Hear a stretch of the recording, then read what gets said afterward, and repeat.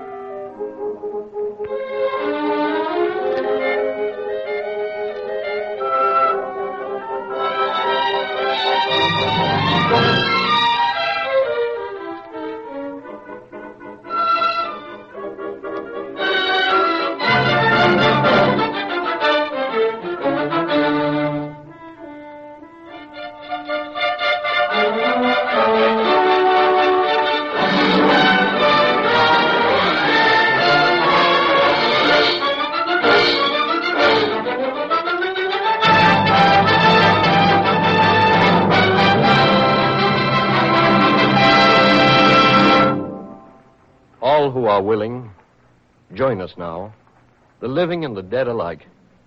Sit round our votive table and give thanks where thanks are due.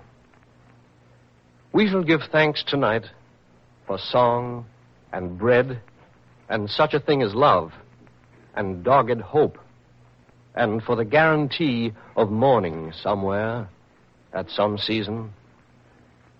You must bring with you to the feast an offering. It can be little, one good grape, a grain of cinnamon, a sentiment, 3 bars of an old folk song, half a notion, a living thing that's glad of living, be it a mosquito fresh from lava or a floating spore. Sit where you will. There are no place cards here and no priority. The good right hand of fellowship is at your left, and at your right, perhaps, an antique pharaoh or a medieval saint, a poet temporarily run out of couplets, or a plumber just arrived from the installing of a sink. Please note there is no head to this round table. Instead, an empty chair reserved for any perfect man, and therefore fated to be empty. First now, the breaking of the bread. Who will say grace? St. Paul, will you kindly? He that eateth, eateth unto the Lord, for he giveth God thanks.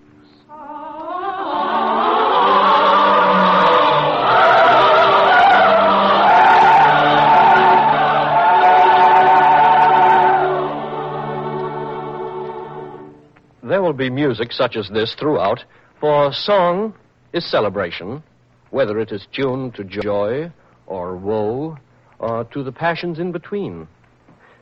We who are thankful give up thanks for music and the instruments of music and the makers of the instruments of music. Yea, the sistrum and the dulcimer, the psaltery, the tabor, the cithara, the sackbut, and the looping horns. Listen to the big and buxom bulls.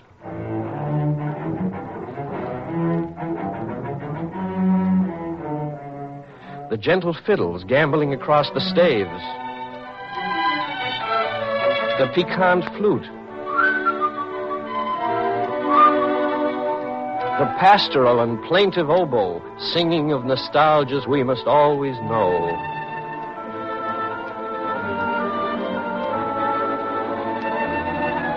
And the celeste to which the planetoids prefer to dance. Also, that wondrous instrument which can speak words and give them meaning, inflect them, playing on the mind a spirit bowstring, the human voice, the various and sweet and pungent human voice, now seraphim, now Satan.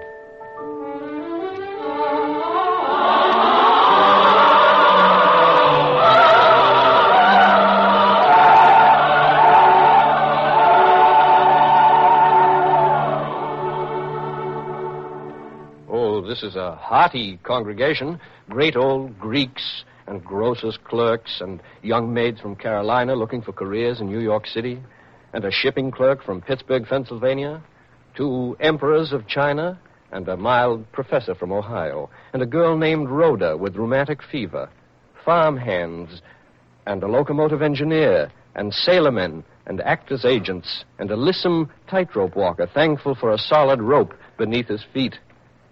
Each is thankful in his fashion and his measure. I, for the earth and weathers, being a farmer, for the sun, which is good, and the rain, which is good, and for the rising before dawn, and the frosty air, and the placid animals, to whom I am the god of feed, the giver of the corn and grain. And I am thankful for the day, which is good, and the night, which is good, and for the hard one sleeping, which is also good. And I am thankful for the plow in my hand, and the tilling of the land in fall, for crops to be sown in winter, and the tilling of the land in spring, for the Indian corn of summer. I'm not thankful for potato bugs or the maize smut, but am for the well-framed orchards and the grafted trees and the gathered harvest. I am thankful for the day which is good. I am thankful for the night which is good. And I am thankful for the sun. I am thankful for the rain. I am thankful for the plow in my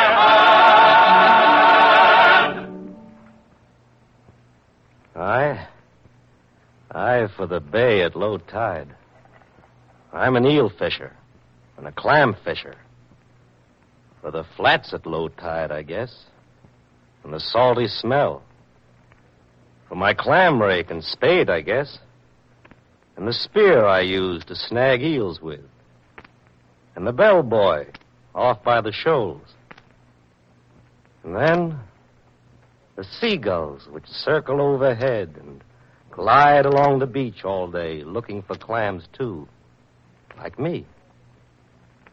And I like to think sometimes of the thin rim of dried salt on the spit of sand where the last wave breaks when the tide's going out, and of the bright days when the water is blue, and the gray days when the water is gray. I'm thankful to God for clams and eels and low tide, I guess. I am thankful to God for clams and eels. I am thankful to God for clams and eels and the low tide. I, being a mother several times over, am thankful for the love of it and the pain of it, for the growth up from the crib and the teething and all the trouble and the coming out of trouble, for the cured abscess of the ear which Emmy had, getting better the way it did after we were so worried and sat up all night for 2 nights and didn't get a wink of sleep. Yes, and for Charles getting over being tongue-tied, and Joe, the wild boy, getting married to such a fine girl as Louise and settling down, and for my husband Donald to have lived to see his eldest daughter, Hannah, married and bringing up a nice family. And for the letters that the children write me whenever they can, and the cards they send me on Mother's Day, and for the radio when it gets lonely, especially in the wintertime when all the summer folk have gone away. For all these things and many others, I am thankful. I am thankful for the love of it and the pain of it. I am thankful for the love of it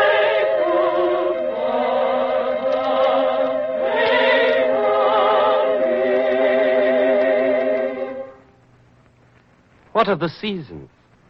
Shall we not say thanks for seasons and the zones between them, when they are neither here nor there, but surely coming? For the time in March, when the crocus goes to town, and the robin makes reconnaissance, and the icicle has given orders to relax. For the time in June, when the laziest bud, the last to leaf, says, all right, I am ready. Summer may begin. Bring on the south wind, the cicadas, and the bees that I've heard so much about. Oh, surely, sure. Let this be celebrated in our best tradition by a song. By not too young a song, since spring and summer are an ancient team. A song, let's say, of summer's coming in. It must be old, but fresh, familiar, yet a little different each time met with as summertime herself.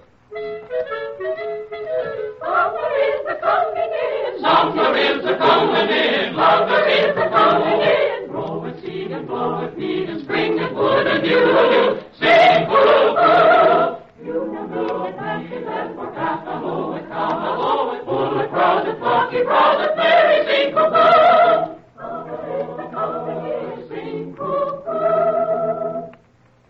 Now, may I rise to thank the master painter of the year? Well, who's that? October.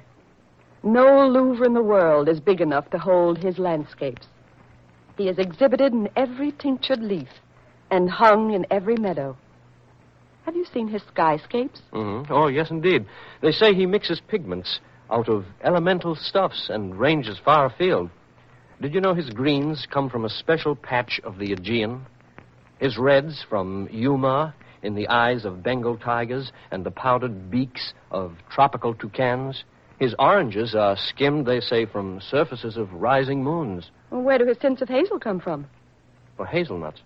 His plum colors? From plums. His fawn from fawns? Precisely.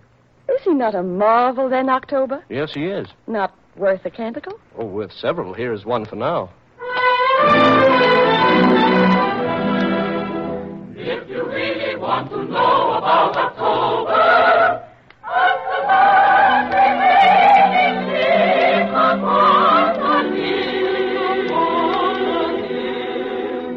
ask the squirrel what has gotten into him. Ask the ant why he's so sober in the good month of October, in the good month of October. Ask the pumpkin and the corn and the crisp and sunny earth and the woodland and the owls and the robins and the squirrels. If you really want to know, if you really want to know about October.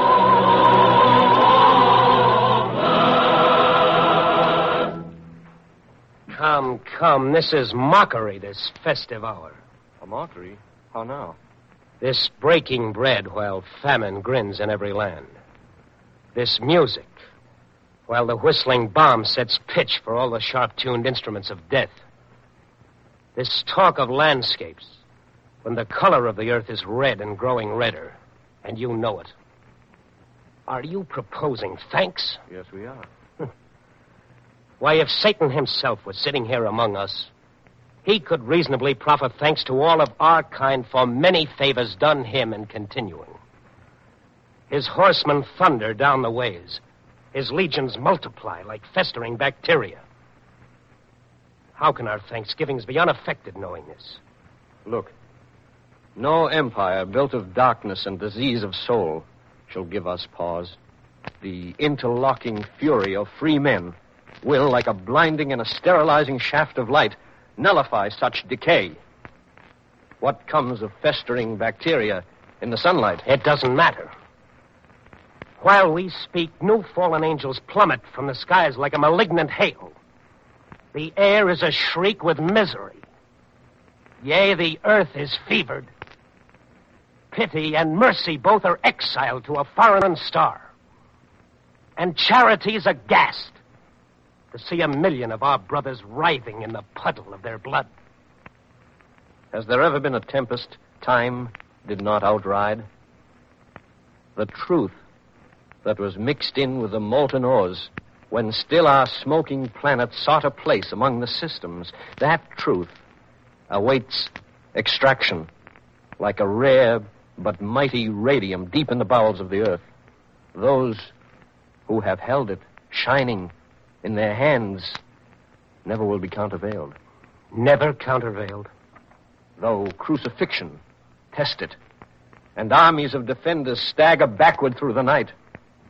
Once we understand, no weapon in the hand of any host of any hell can strike asunder man from man. Brothers are not for long divisible. Let us be thankful now for this.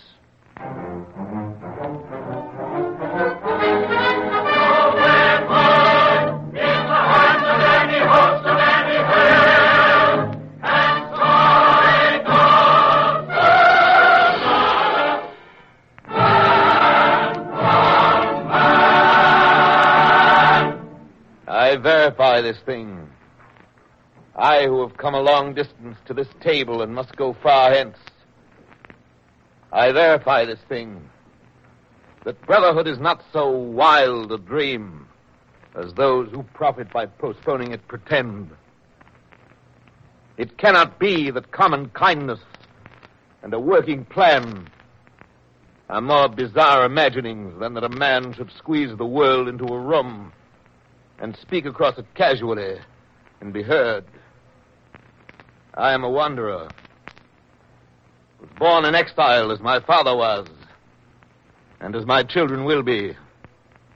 I am of a race which lives in every clime and under every flag except its own. I verify this thing.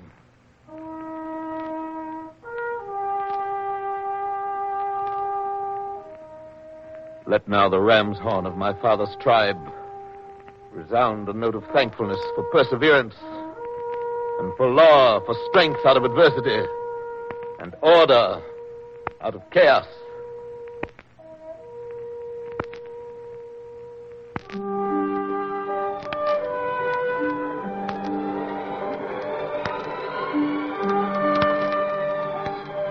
Listen to it. As the shrill wind blowing down the wrinkled plains of Shinar through the selfsame wildernesses, past the hoary head of Sinai, blows the melancholy shofar. Sounds the shofar down the ages. Egypt, Jericho and Persia, Greece and Rome, and the dispersion, pogrom, ghetto, inquisition, past the rise and fall of empires, past the ebb and flow of eras, through the gauntlet of affliction, index in humanitarum, pox and phthisis, plague and cannon, still above the blare of trumpets, still above the brass of hatred, blows the horn of benediction. Men have listened. Men have listened. They will listen yet tomorrow for the horn of benediction. For the horn of benediction.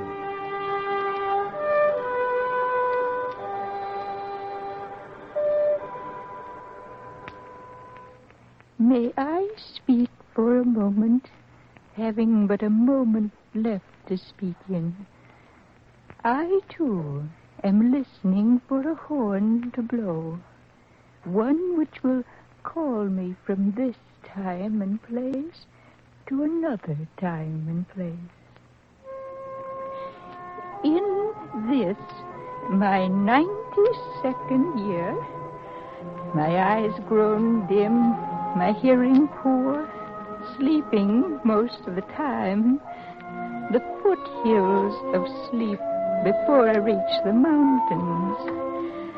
I am thankful for still, clear memories, both big and little, happy and sorrowful. Of the dress I wore at Lincoln's second inaugural ball. Of meeting Edward on a sleigh ride one December night when the moon was new and Mount Toby lay frozen under stars that seemed so low you could almost touch them. Of the morning Ralph was born. Of how little Edwina died of the diphtheria. Of all the other memories, the many, many other things too full to hint at, too many to contain. I joke with my grandchildren when they come to see me now. I tell them I'm like a Minuteman, ready to go at a moment's notice.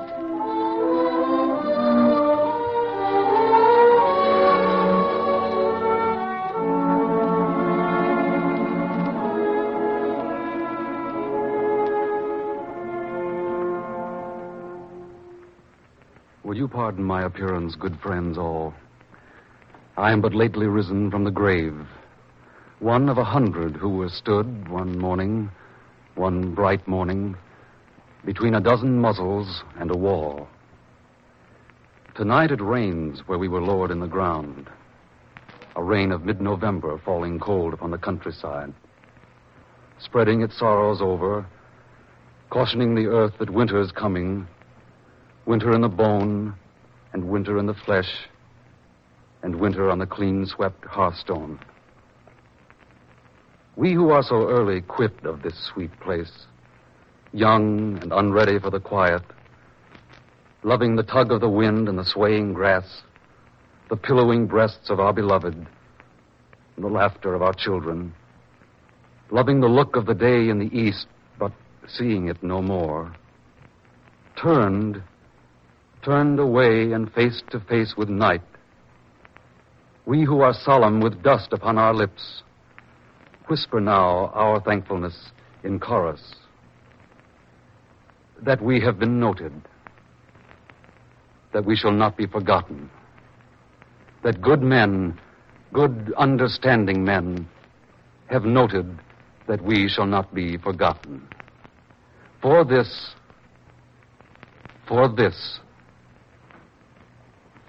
much thanks.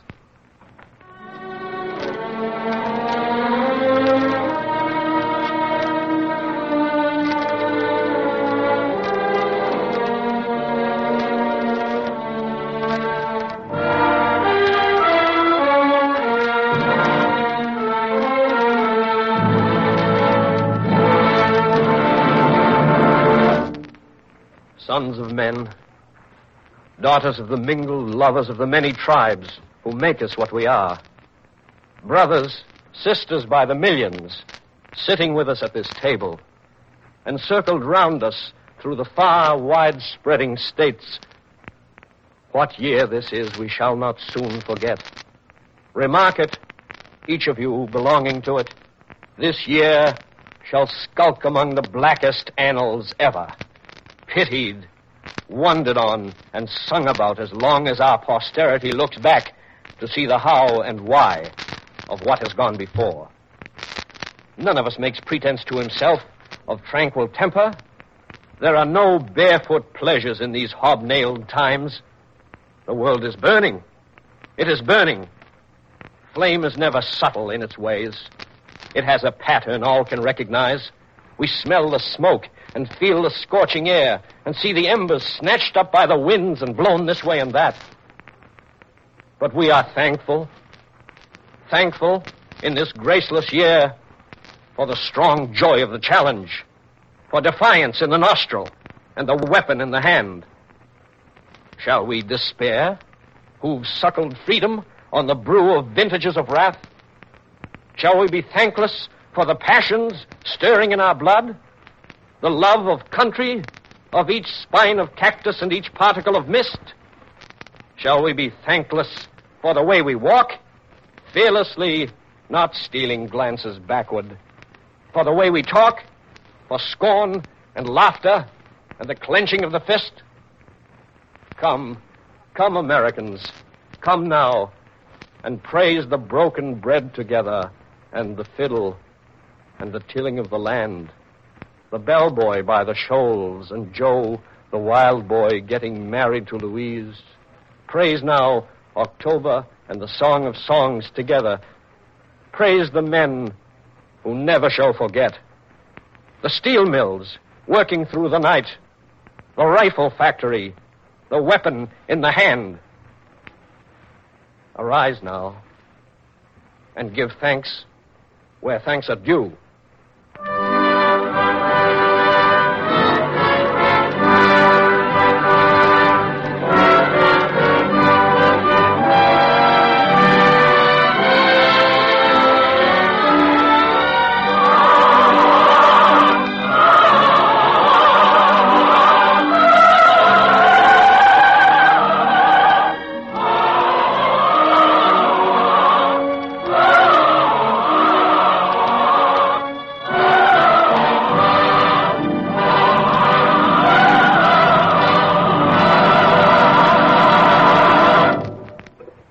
You have been listening to Psalm for a Dark Year, a Thanksgiving ode written, directed, and produced by Norman Corwin as program number 26 in the Columbia Workshop special cycle 26 by Corwin. The musical score was composed and conducted by Alexander Semmler. The principal narration was done by Mr. Corwin.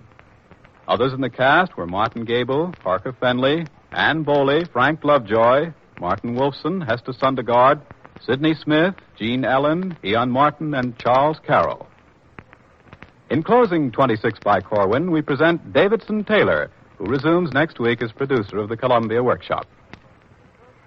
Tonight we have heard the last broadcast in what has been, even for the Columbia Workshop, a most unusual series. 26 shows written, directed, and produced by one man. The Columbia Network is proud not only of 26 by Corwin, but also of other such landmarks in radio drama as Seems Radio's Here to Stay, They Fly Through the Air, and The Plot to Overthrow Christmas, all by Corwin. Most of us remember when Norman Corwin's name was new to the Workshop. It is one of the Workshop's jobs to find new talents and give them proper hearings. During the coming weeks, we shall hear the work of a number of new writers, and we are excited, frankly, about the quality and variety of their scripts. We have in store for you a regional show, a satire, a farce, a document, a fantasy, an opera, and a melodrama which belong in Workshop company. Every Sunday at this time, we invite you to share the pleasures of discovery with us.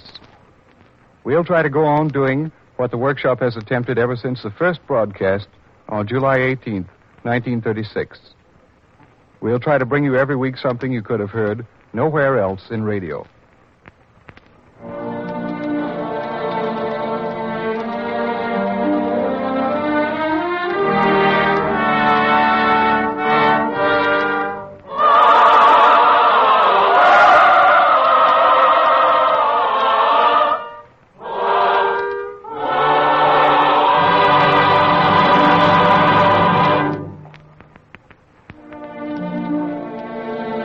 This is the Columbia Broadcasting System.